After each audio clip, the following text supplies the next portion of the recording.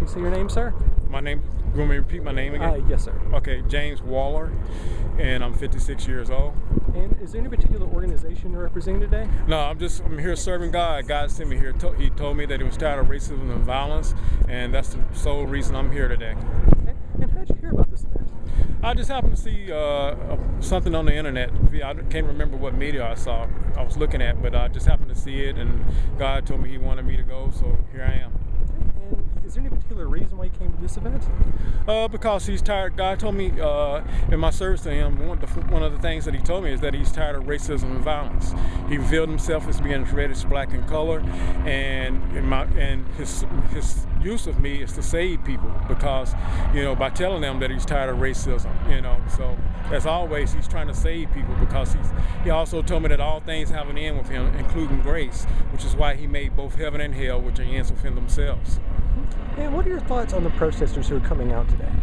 It depends on which ones you're talking about. The ones that are against the Ku Klux Klan, I think it's a good thing that people are standing up, because I'm kind of like Martin Luther King was said, if you don't have anything that worth fighting for, that you would die for, then in many ways you're not fit to live. So I kind of agree with what Martin Luther King said, and plus I'm tired of like I said, racism, and it's time for that to stop, and God is wanting to stop. So, but I think the people that did come and that are anti-protesters, I think that's a good thing that they thought enough and had enough endurance or character to come out and put their lives in jeopardy and stand up for what they believe in.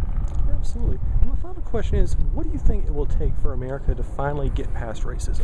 Well, I think a lot of things are going to happen. Like I told you earlier before you started the interview, God has been doing a lot of things with the weather, and he's told me that you haven't seen anything yet. I told you that I told Governor Bill Riley of Alabama that great storms were going to rest on Alabama, and the night before those storms happened, he had me post on my Facebook page, "Am I seeing great trials, tribulation, devastation like I prophesied?" So he's not through. He's told me that you haven't seen anything yet. And then you can also look at I once told Governor Chris Christie that God had me prophesy Hurricane Sandy, and when he didn't respond, I told him that you were going to see a great tragedy, and 3 days later the Sandy Hook massacre occurred. But what I kind of got off track, but he's doing things with weather to let people know. Here's where I was going. Chris Christie, when I also told him that you're going to see unusual things and unusual ways with weather and other phenomena.